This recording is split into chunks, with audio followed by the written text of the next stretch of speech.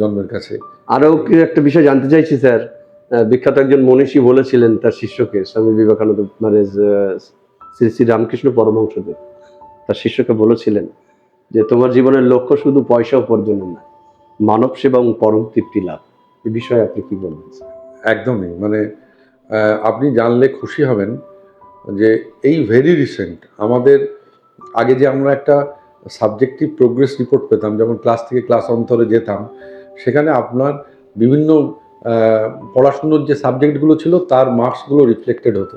এখন কিন্তু একটা হোলিস্টিক একটা রিপোর্ট কার্ড আপনার জন্য তৈরি হবে, অর্থাৎ আপনার অলরাউন্ড এবিলিটি সমস্তগুলো কিন্তু এখন জাজড হবে, এবং এই ওয়েস্টবেঙ্গল বোর্ড অফ সেকেন্ডারি এডুকেশনের আওতাতেই। আপনি ধরুন আমি একটা ইংলিশ ক্লাস করাচ্ছি, আমার ইংলিশ ক্লাসটা কোনো কারোর ক্ষেত্রে সবার ক্ষেত্রে যে সমানভাবে গ্রহণযোগ্য হবে তা নয়। একটা পিছনের বেঞ্চের ছাত্র যদি সে হঠাৎ হাত তুলে বলে স্যার আমার ভালো লাগছে না, আমি একটু ফুটবল খেলবো, আপনি কিন্তু ইগনোর করতে পারবেন না। দেখা যাবে সে গ্র্যাজুয়ালি এবং উইথ ডিউ প্র্যাকটিস সে ফুটবলেই ফ্লারিশ করছে।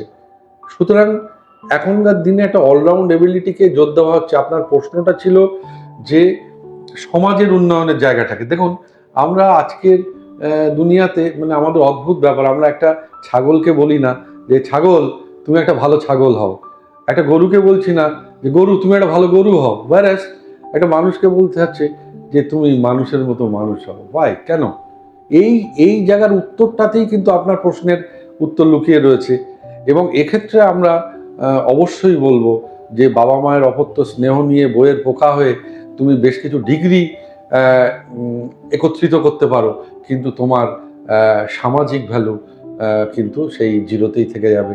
যদি না তুমি ইন্টারঅ্যাক্টিভ হও, সমাজের দুঃখে তোমার চোখে যদি জল না আসে, সমাজের দুঃখে তুমি যদি কাতর না হও এবং তার রেমিডিয়াল ব্যবস্থা না নাও।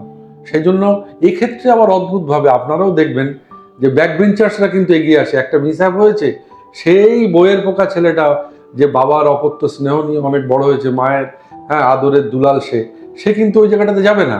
সেই ব্যাকবেঞ্চারগুলোই তাদেরকে নিয়ে সেই হসপিটালাইজ করা বলুন বা নর্মালসি রেস্টোর করার কথা বলুন, সেগুলো তারাই করবে।